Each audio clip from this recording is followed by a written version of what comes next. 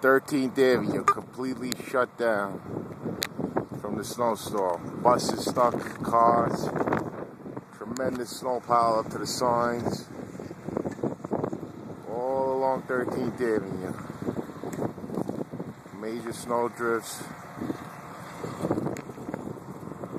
Nobody's moving, nobody's moved since last night.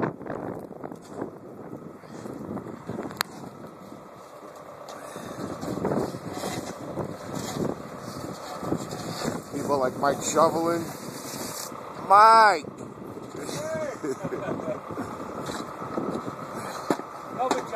Take it easy, a little bit at a time, Mike.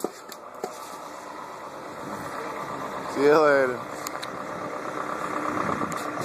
Just complete bedlam on 13th Avenue in Brooklyn after the 2010 snowstorm.